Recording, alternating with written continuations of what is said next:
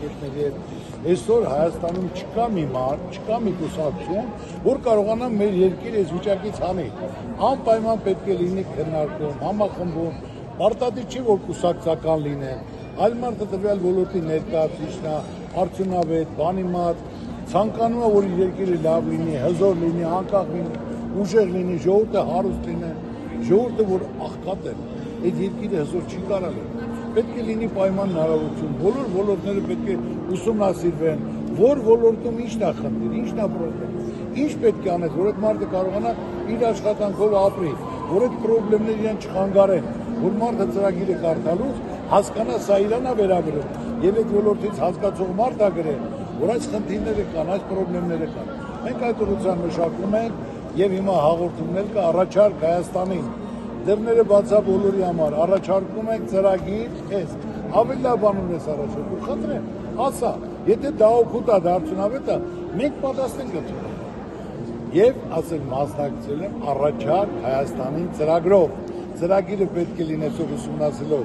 մեր երկրի հնարավորությունը, մեր ժողովրդի ունակությունը, որը հիմա վրա կարանք զարգացնենք, հզորացնենք, պայմաններ ստեղծենք, զարգանանք, հզորանանք, ամրապնդվենք եւ մեր ազգից պետք է վերանա նախազգուշությունը չկամություն։ Հարևանը հարուստա պետք է ուրախանաս։ Ընկերդ հարուստա բարեք պետք է ուրախանա։ Աստված քեզ ավելի շատ կտա։ Նախանձ մարդը գիշեր հանգիստ չի կարող կնի։ Դա է իմ ասածը։ Ուրիշը ծանոթին ուրախանում, բայց քո հարևանը, քո ընկերը, քո բարեկամը հարուստա կամ հաջողակա կամ պաշտոնյա դրանից վատ է։ Դա է մեր հիմնական թերությունը, պետք է դա բացատրվի, ասվի, հասկանանք, իրար կողք լինենք, առաջարկները հասկանանք, կարողանանք լիարժեք դա իրականացնել։ Մարզային այցերի ժամանակ դե շատ են ողջունում քաղաքացիների չեն ասում, ինչի կարիք ունեն այս մարզերը։ Ուրեմն մարզերում հանդիպումները ես ասել եմ, բայց իրոք այսօր տեղը չի, իրոք կլինի առիթ, որ բոլորիդ գրավիրեն, եթե բոլոր ցանկացած հարցեր կպատասխանեն, հարցերից չեմ խոսափում։ Հիմնական այսօր երկիրը պահողը ժողովրդին գերակրողը գյուղատնտեսությունն է, գյուղացին։ Գյուղացի ուզածը ինչ պետք է լինի։ Մեխանիզացիա, պարարտանույթ, վառելիք, սեր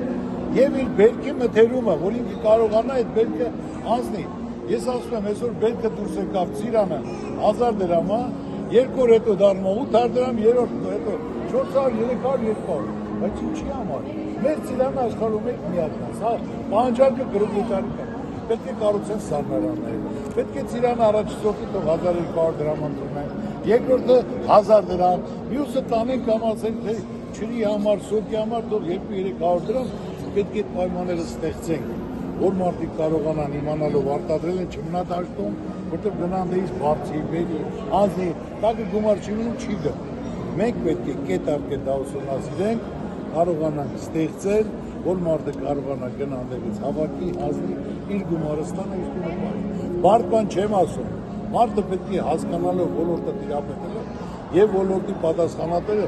տվյալ ոլորտի մարդ պետք է լինեն։